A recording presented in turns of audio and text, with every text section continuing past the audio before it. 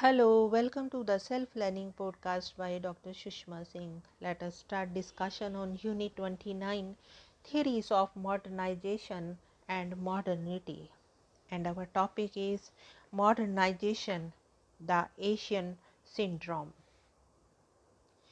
Yogendra Singh pointed out at the beginning of his analysis that prior to modernization, the traditions of India were based on the various principles of hierarchy, holism, continuity, and transcendence. These were the basic aspects of tradition.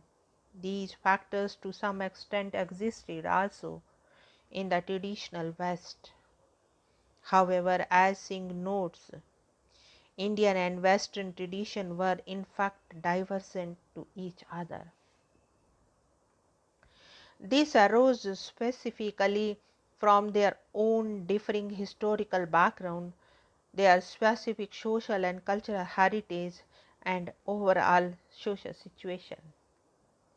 Singh asks whether, despite these differences, would it lead to a universal model of modernization? Singh distinguishes between the social change, pulse, and modernization. Social change as such need not necessarily imply modernization.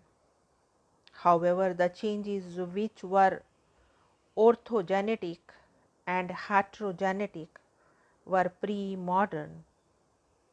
Thus, the Islamic tradition in India was heterogenetic and was established by conquests. Thus, the endogenous change in the Hinduism were confined to the Sanskritization. This in itself was based on a historical process which took many generations and was positional alone, not structural. Modernization in India commenced with its contact with the West, which brought about vast changes in the Indian social structure. However, it cannot be said that all contexts led to modernization. In fact, Singh notes that in the process of contact with the West, certain traditional institutions also got further strengthened. Thus, as Singh notes, it would be misleading to think of a clear polarity between tradition and modernity, and he feels this is more theoretical than actual.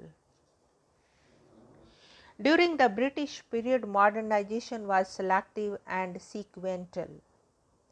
It was not in synchronization with family, caste, and village. These areas were not of much concern by the British, more so far after the Revolution of 1857. British administration felt that these structures were not dynamic and were autonomous, especially the village and caste system. Caste was considered in the army and bureaucracy, and in the national movement of the communal electorate was introduced. Singh feels these factors influenced the post-colonial modernization process. The process of modernization found expression and ground in the freedom struggle of India led by Mahatma Gandhi, whose actions and mobilization of the masses led to what Singh calls a new political culture of modernization. However, Gandhi was not able to avert the partition of the nation into two because the historical background of Islam and Hinduism was different. Singh asks how modernization can lead to an integrative pattern, which is rather a complicated one, whether this is overt or covert. How can a society avert a structural breakdown?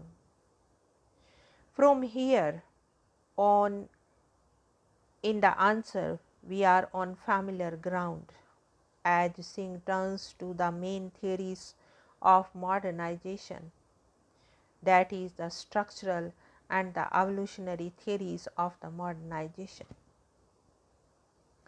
These approaches have been adequately discussed earlier, and we will not repeat them again. The student can at this point go back to the beginning of the unit before reading further. Now let us move to the next point, modernization process as a whole. In this analysis, Singh now turns towards a discussion of modernization as a whole. He points out that modernization did not lead to institutional and structural breakdown because of the characteristics of the society in India. One of these characteristics was the political structures. Further, the caste system itself was also independent of the political system. Thus, the various which village areas had their own councils or panchayats through which they attempted to solve village level problems. This type of interstructural independence was a great facilitator of modernization, but as pointed out earlier, did not lead to societal breakdown. Thus, the Singh notes that the modernity developed as a substructure and subculture rather an overarching entity. Over time, however, this segmental presence of modernization became encompassing, and the structural autonomy was no longer the prime shock absorber. Again, changes in the political systems made their pervade on society and stratification cultures. In its wake, there are stresses on the entire cultural system.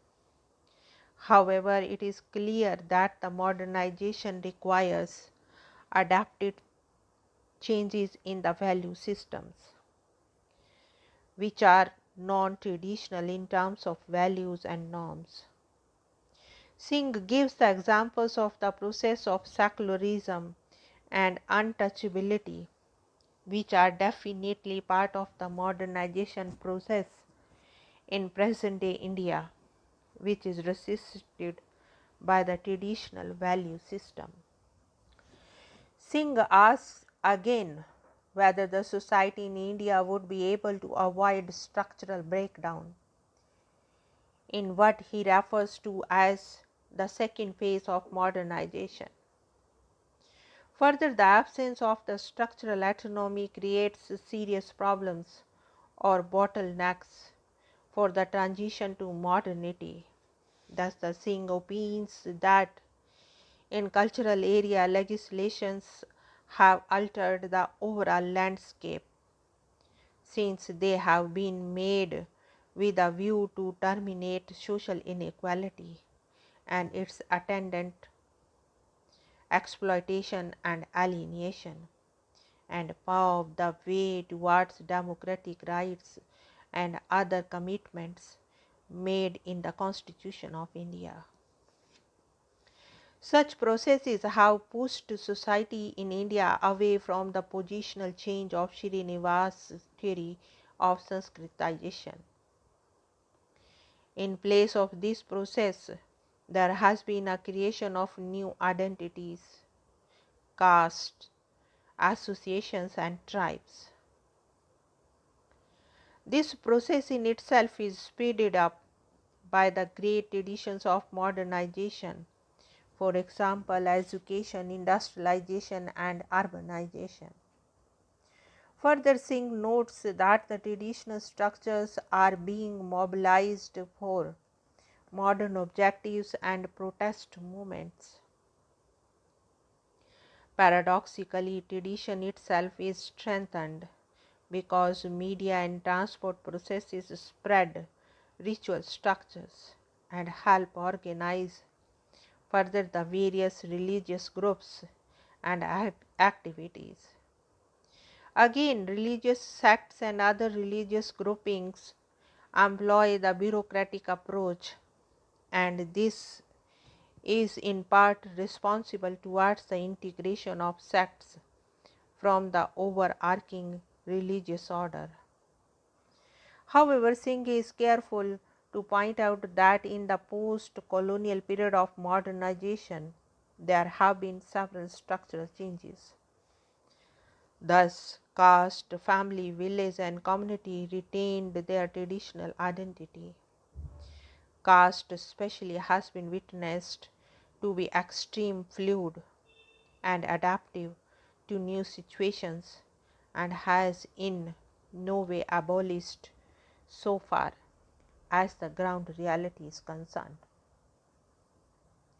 Further, caste has adopted to the modern era in India by involving itself in many different areas such as democratic participation, politics, and trade unionism, and is tenacious in its persistence, more so in the area of joint family groups. Modernization in the colonial era was relatively homogeneous in the elite structures.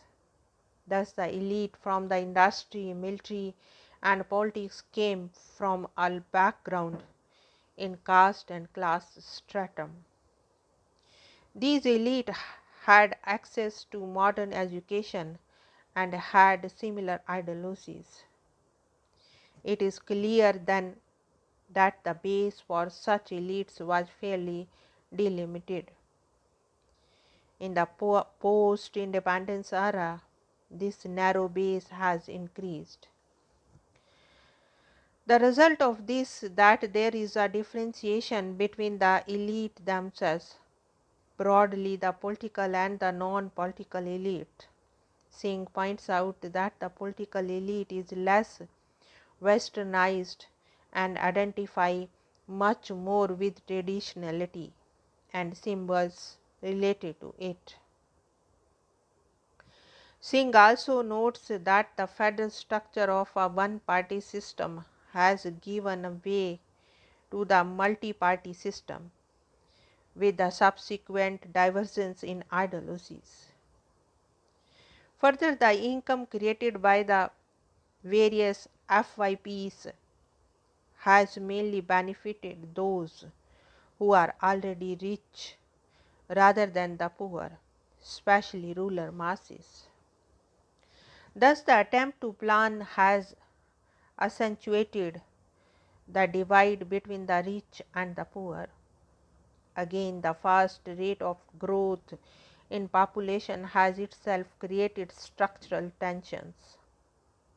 Thus, till recently, the industrialization process India remained what Singh calls a ruler peasant type of society, except for pockets such as the metropolitans of India, of which there are few in India. These structural inconsistencies arise, therefore, from a variety of sources. These are democratization without appropriate civic culture, bureaucratization without universalistic norms, growth of mass media, aspiration growth without increased resources and distributive justice, stress on welfare ideology only at the verbal level,